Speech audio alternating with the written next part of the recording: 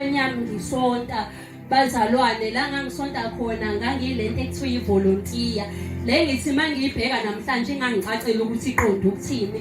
Ngangivolunteer ke bazalwane ngisontela ngivatha nami ngifaka ijoyini kodwa bazalwane okukhulu kunakho konke ukuthi ngangisonta nje kodwa ngangino boyfriend wami. Bazalwane ngiyakhumbula ukuthi bazalwane ngangizikipitele ngihlala no boyfriend ngingagcina ngabazalwane lokukipita ngangikade ngizifebela nje bazalwane. Kwafika inkosi yafika abazalwane emntwini wesifazane owayethanda abafana ngalolu hlobo. Kwafika inkosi bazalwane empilweni yomuntu owayengaqomi ngoba ethandile kodwa yafika umuntu owayeqoma nje just for fun bazalwane. Uma nje ezwa ukuthi umuntu obemshona bembangela isicebe avela aqome nje bazalwane ngangibathanda abafana ngangizithandela. Yafika inkosi bazalwane yafika kulo mzuzu okubufakazi bazalwane ukuthi uNkulunkulu yafika empilweni yesifebe bazalwane. Abambele yamthamba ethanda amadoda afike bazalwane. uNkulunkulu abambele yamthamba engakwazi ukulala ekhaya bazalwane ehlezi ihlangasi ifuna amadoda la engakhona. Ngiyambonga uNkulunkulu bazalwane wafika empilweni yami wafika konakele bazalwane kuphelile. Wafika uNkulunkulu ithemba bazalwane kweyami impilo lingasekho. Wafika bazalwane uNkulunkulu kweyami impilo nami sengizidelile bazalwane. Sengithi ngiyazama nje nami ukuziqoqa ngithi ake ngizama ukuba neboyfriend eyodwa kodwa ngizikipitele bazalwane ngihlala nayo. Sengihlale nayo ke bazalwane iminyaka yaze yaba u5 ngihlala nomuntu bazalwane ngumfazi nje ongalotsholiwe. Ngenza konke bazalwane okwenziwa abantu abashadile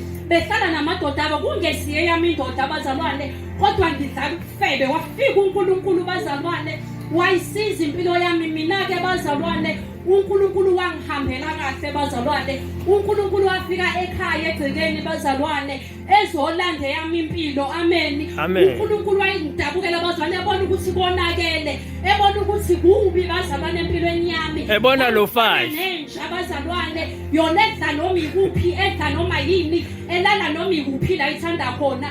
Wafika bazalwane uNkulunkulu ngoba ufika empilweni bazalwane yenje ifana nami afika afaka ukuphila ngangifile bazalwane kodwa ngitshela ukuthi ngiyaphila. Engithi lisho njalo nje bazalwane izwi esambulweni bazalwane lithi wena unegama lokuthi uyaphila kanti ufile. Nganginjalo bazalwane ngangifile kodwa ngitshela ukuthi ngiyaphila nami ngitanasa bazalwane ngiqhenyela uNkulunkulu kanti kwakukubi bazalwane kubheda. Ngiyambonga ke bazalwane uNkulunkulu wasiza impilo yami. Ngihlala nje bazalwane laphesha yemgogo ngihamba ngingesabi bazalwane. Ngihamba ngingesabi ngoNkulunkulu noJesu kimi ngoba bazalwane uphila kimi uJesu. Noma ngaba ngikho phambi kwabazalwane noma ngikuphi ngiphila impilo bazalwane yobuKristu. Angifake kodwa ngiyayiphila. uNkulunkulu uyangisiza ke bazalwane ungangihlenga nje kakhulu. uNkulunkulu wangifundisa ngisho indlela yokugqoka yokuthi masumntwana kaNkulunkulu awuvezi noma yini ezohamba inyanyisa abantu kodwa uyakhava ugqoke bazalwane. uNkulunkulu uJesu umrepresent ngisho nangomzimba wakho. Ngiyambonga ke bazalwane uNkulunkulu kakhulu. Muhle empilweni yami bakaloku usamuhle usaluke ngithwale njalo bazalwane.